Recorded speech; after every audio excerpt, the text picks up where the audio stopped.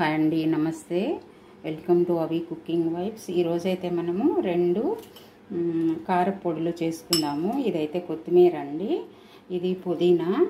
బయట మనము ఇంత రేట్లు పెట్టి కూడా తెచ్చుకుంటాం కదా, అయినా మనకి స్వచ్ఛంగా ఉంటుందా లేదా అనేది ఒక డౌట్ ఉంటుంది కదా.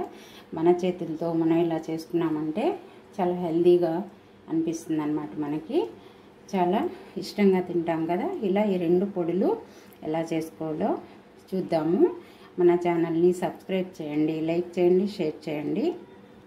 ఇదైతే కొత్తిమీర కారం అండి, ఇది పుదీనా కారము. ఇలా మనము సింపుల్గా చేసుకోవచ్చు. ఒకటే అయితే ఇంకా సింపుల్. నేను రెండు పొడులు చేశాను కాబట్టి రెండు ఆకులు ప్రిపేర్ చేశాను కదా.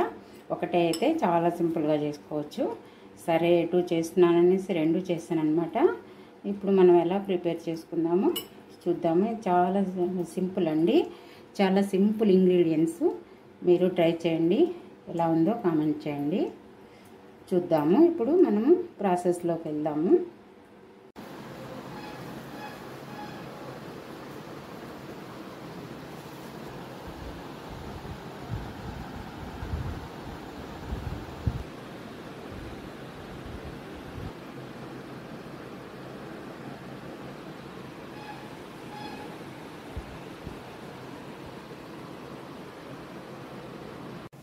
ఇలా శుభ్రంగా కడిగి ఆరపెట్టుకున్నాం కదా. ఇప్పుడు కొంచెము ఆకులు అన్నీ ఒలుచుకొని నీట్గా ఈ కాడలన్నీ తీసేసి మనము మంచిగా ఆకులు లేత కాడలు వేసుకున్నాను. ఈ రెండు ఆకులు శుభ్రంగా కడిగి ఆరబెట్టుకున్నాం కదా. ఇప్పుడు ఇలా ఆకులు తుంచి పెట్టుకున్నాం అన్నమాట. ఇప్పుడు మనము కారం చేయడానికి మిర్చి వేయించుకొని రెడీ చేసుకుందాము. పుదీనా కొత్తిమీరతో కారం చేసుకుందాం అనుకున్నాం కదా. దానికి కావాల్సిన ఇంగ్రీడియంట్స్ ఇవేనండి. మిర్చి మన కారము తగినట్టుగా వేసుకుంటాం కదా. మిర్చి కొంచెం తీసుకున్నాను. జీలకర్ర, ధనియాలు, కొంచెం చింతపండు, 4 రెబ్బలు వెల్లుల్లి.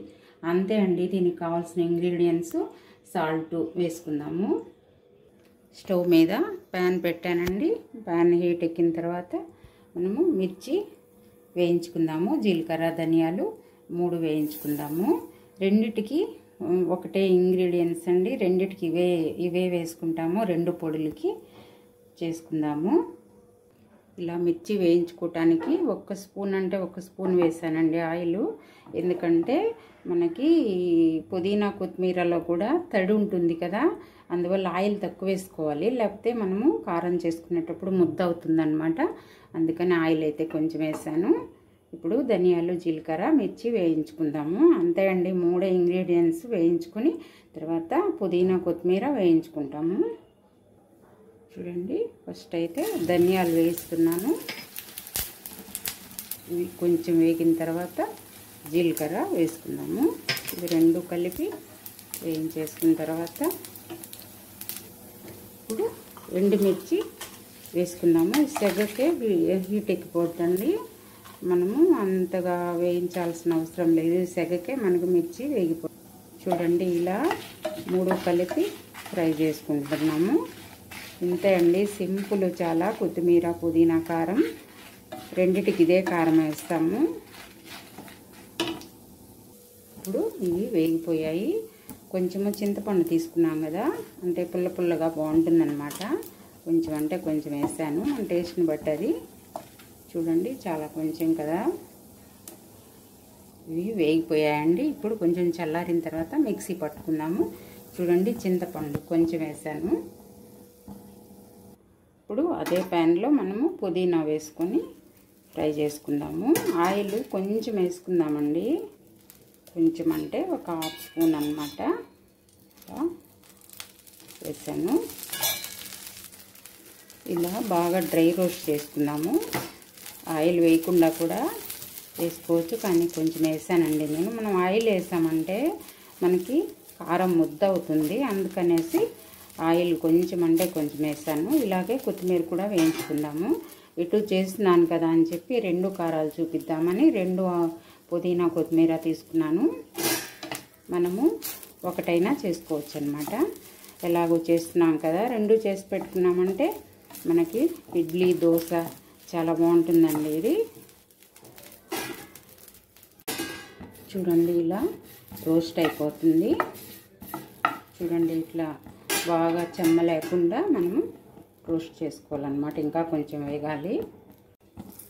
చూడండి ఇట్లా వేగిపోయిందనమాట. బాగా డ్రై చూడండి ఇలా డ్రై రోస్ట్ వేగిపోయింది, బాగా వేగిపోయింది కదా చూడండి.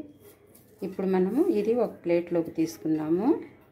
మళ్ళీ అదే ప్యాన్లో కొంచెం ఆయిల్ వేసాను. ఇప్పుడు కొత్తిమీర కూడా డ్రై రోస్ట్ చేసుకుందాము.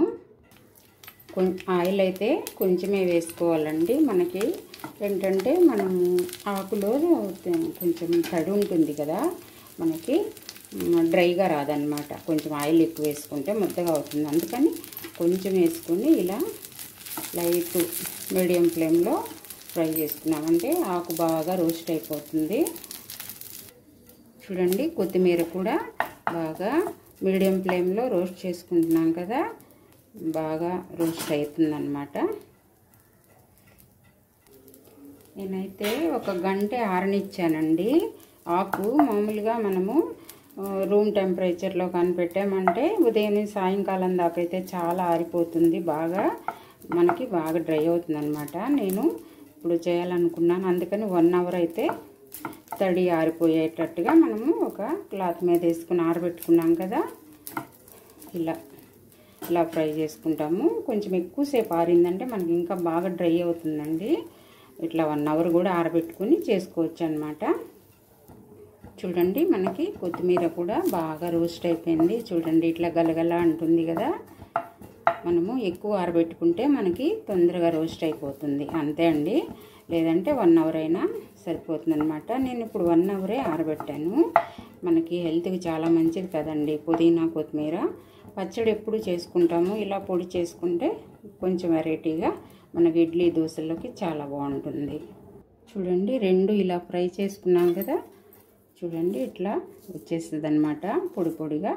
ఈ లోపల మనము ఈ మిర్చి మిక్సీ పట్టుకుందాము. కారము దీనికి తగినంత వేసుకొని మనము మళ్ళీ మిక్సీ పట్టుకుందాము.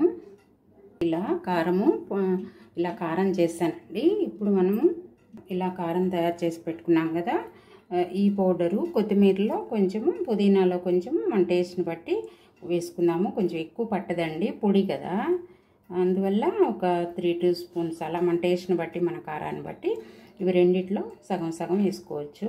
ఇలా కొత్తిమీరలో కొంచెం వేసాను. మళ్ళీ మనకి ఇంకా కారం కావాలనుకుంటే కొంచెం వేసుకోవచ్చు. మొత్తం చేసి మనం రెడీ చేసి పెట్టుకున్నాం కదా కారము, అది దేంట్లో మనకి ఎంత కావాలో వేసుకోవచ్చు అనమాట. ఇప్పుడు మిక్సీ పడతాను కొత్తిమీర కారము. చూడండి కొత్తిమీర వేసుకున్నాం కదా, ఇప్పుడు దీంట్లో తగినంత సాల్ట్ వేసుకుందాము. సాల్ట్ అయితే ఇది వేస్తున్నాను, కొంచెమే కదండి. ఇప్పుడు 2 వెల్లుల్లి ఇప్పుడు మళ్ళీ మిక్సీ పట్టుకుందాము. ఇలా మనము ఒక బాటిల్లో ఇలా పోసి పెట్టుకున్నామంటే, ఇలా స్టోర్ చేసుకున్నామంటే మనకు కావాల్సినప్పుడు ఇడ్లీ దోశ దీంట్లో చాలా బాగుంటుంది అనమాట ఈ కారము. నేనైతే ఒక మ్యాంగో పికిల్ బాటిల్లో స్టోర్